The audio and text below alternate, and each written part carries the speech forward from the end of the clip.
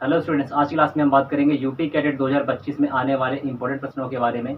और ये जो प्रश्न है ये कृषि वनस्पति विज्ञान से संबंधित है। तो इसके पीछे 2 पार्ट बन चुके हैं और ये तीसरा पार्ट है। तो आइए चलते समझते हैं प्रश्नों के बारे में। तो देखिए, जो पहला प्रश्न है कि एधा युक्त संवहन बंडल जो है वो कहलाते हैं। तो एधा युक्त, एधा को कहा जाता है कैम्बियम। ठीक है, आपने देखा होगा किसी जब बड़े पेड़ को तने को काटते हैं तो उसके बीच में घेरा मिलता है, रिंग मिलता है, उसी को कैम्बियम कहा जाता है, उसी को एधा कहते हैं। ठीक है, तो ये आखिर ये एधा युक्त संवहन बंडल किस में मिलेंगे? संवहन बंडल का मतलब जो किसी चीज़ को एक जगह दूसरी जगह पहुँचाने का काम करते हैं, जैसे मिनरल्स हैं, वाटर है। तो जो जाइलम फ्लेम होते हैं इन्हीं को संवहन बंडल कहा जाता है। तो हमारे यहाँ पे आंसर होगा कि अरीय है। ठीक है, अरी का मतलब होता है रेडियल फॉर्म में, यानी एक साइकिल के फॉर्म में। और संयुक्त एवं वर्धी, संयुक्त का मतलब जुड़ा हुआ, वर्धी का मतलब होता है ओपन यानी खुला हुआ। ठीक है, खुला हुआ संवहन बंडल एक होता है। और संकेंद्री का मतलब है कि एक के अंदर दूसरा, यानी एक गोले के अंदर कहते हैं कि दूसरा गोला। ठीक है, संयुक्त का मतलब जुड़ा हुआ, अवर्धी का मतलब कि जो बंद हो, खुला ना हो। ठीक है, तो यहाँ पे हमारा जो आंसर होगा कि एधा युक्त संवहन बंडल को हम क्या कहेंगे? जिसमें एधा मिलता है तो उसको हम कहते हैं संयुक्त आवर्धी, यानी जिसमें एधा मिलता है संवहन बंडल में उसको हम कहते हैं वो कैसा है? संयुक्त और आवर्धी है। अगला प्रश्न है कि संयुक्त संपार्श्व तथा वर्धी संवहन पुल पाए जाते हैं। ठीक है, तो हम पहले प्रश्न समझ लेते हैं इसमें कि संयुक्त का मतलब जुड़ा हुआ, संपार्श्व का मतलब साथ में। जैसे कैसे साथ में? कि जब जाइलम जो है वो केंद्र में हो, सेंटर पर हो। ठीक है, और जो फ्लोएम हो वो बाहर की ओर हो, तो उस स्थिति को संपार्श्व कहते हैं। लेकिन साथ में एक ही त्रिज्या पर कैम्बियम से जुड़े हों, तब इसको हम कहेंगे कि एक ही त्रिज्या पर ये एधा से जुड़े हुए हों, उसी को संपार्श्व स्थिति कहते हैं।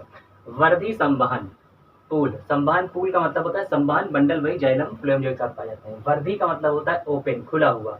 खुला हुआ का मतलब होता है कि जिसमें क्या है? कैम्बियम उपस्थित होता है, उसी को हम कहते हैं कि वो क्या है? वो वर्धी है। और जिसमें कैम्बियम ना हो वो क्या होता है? वो अवर्धी होता है। तो ऐसे संवहन मंडल किसमें मिलते हैं? एक बीजपत्री तना में मिलते हैं कि द्विबीजपत्री जड़ में मिलते हैं, कि एक बीजपत्री जड़ में मिलते हैं, कि द्विबीजपत्री तने में मिलते हैं? तो हमारा यहाँ पे जो आंसर होगा वो होगा द्विबीजपत्री तने में। थोड़ा इसके बारे में बता देते हैं कि जो एक बीजपत्री तना होता है उसमें जो संवहन बंडल होते हैं वो बिखरे हुए होते हैं। वहीं पर जो द्विबीजपत्री जो जड़ है उसमें जो जाइलम होता है वो केंद्र की ओर होता है और फ्लोएम जो होता है वो बाहर की ओर होता है। और एक बीजपत्री जो जड़ है उसमें जो संवहन बंडल होते हैं वो घेरे में होते हैं और उसमें जो कैम्बियम है वो नहीं पाई जाती। वहीं पर जो द्विबीजपत्री तना है उसमें कैम्बियम जो है उपस्थित होती है।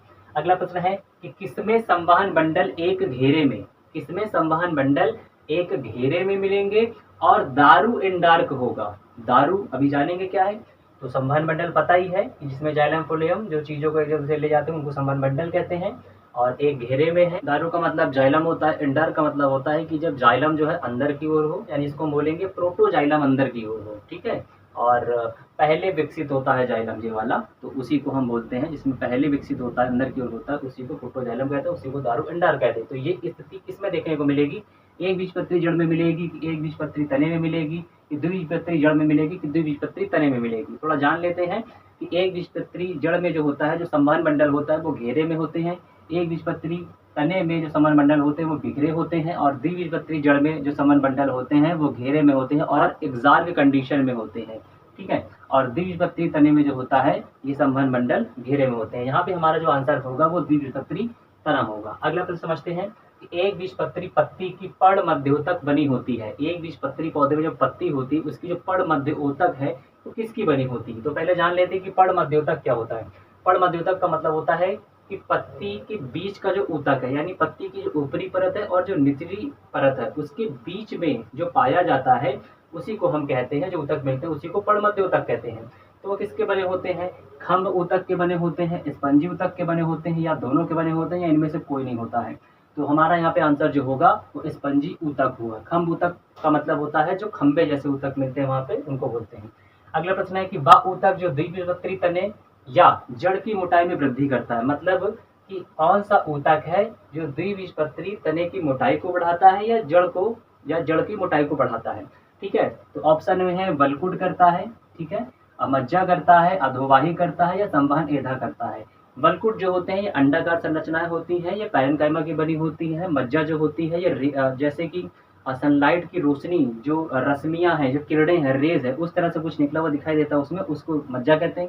अधोवाही का मतलब होता है फ्लोएम, और संवहन एधा का मतलब होता है कि जिसमें कैम्बियम पाई जा रही हो, तो हमारा यहाँ पे जो आंसर होगा वो संवहन एधा होगा।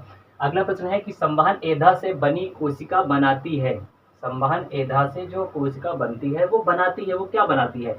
दारू बनाती है। दारू का मतलब है जाइलम, अधोवाही का मतलब है फ्लोएम।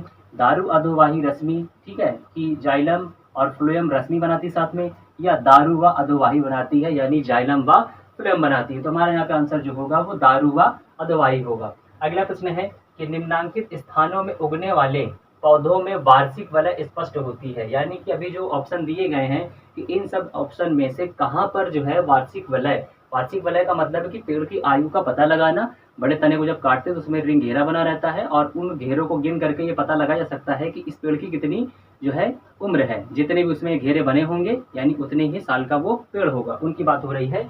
तो कहाँ पर उगने वाले पौधों में हम वार्षिक वलय से ये जान पाएंगे कि हाँ इसकी कितनी उम्र है, ठीक है, इजिली। तो पहला है उष्णकटिबंधीय क्षेत्र में जो पेड़ उगते हैं उनमें, ध्रुवीय क्षेत्र में जो उगते हैं, या शीतोष्ण जगह पे उगते हैं, या जो घास के मैदान पे।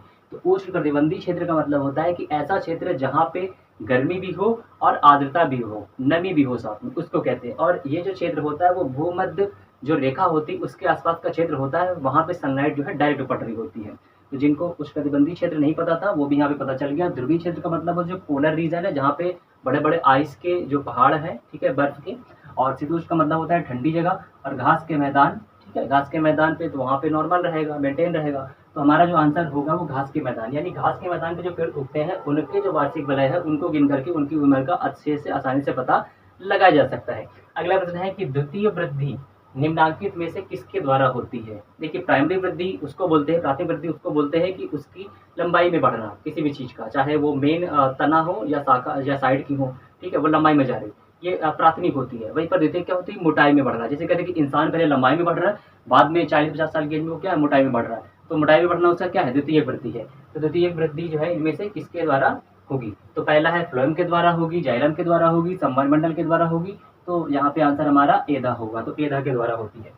अगला प्रश्न है कि मूल रोम जो है जल का अवशोषण करते हैं। तो मूल रोम जो जड़ में रेशे पाए जाते हैं, हेयर पाए जाते हैं, वो किस प्रकार से जल को खींचते हैं अपनी ओर, ठीक है, अंतःशोषण के जरिए, बाह्य पराशरण के जरिए, जीव कुंचन के जरिए, या अंतःपराशरण द्वारा।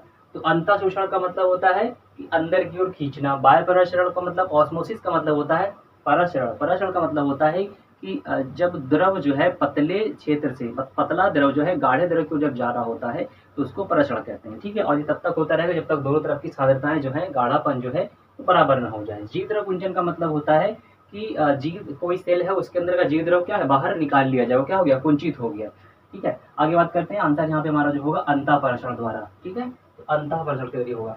अगला प्रश्न है कि पादपों में सूक्ष्म मात्रिक पोषक तत्व है। ये जो ऑप्शन दिए गए हैं इनमें से ऐसा कौन सा तत्व है जो पौधों में बहुत ही कम मात्रा में पाया जाता है? तो पोटेशियम है, नाइट्रोजन है, मैग्नीशियम है, या बोरान है? तो आंसर यहाँ पे हमारा क्या होगा, बोरान। आई होप कि आपको वीडियो पसंद आया होगा। तो मिलते तरह के नेक्स्ट इंपॉर्टेंट वीडियो में।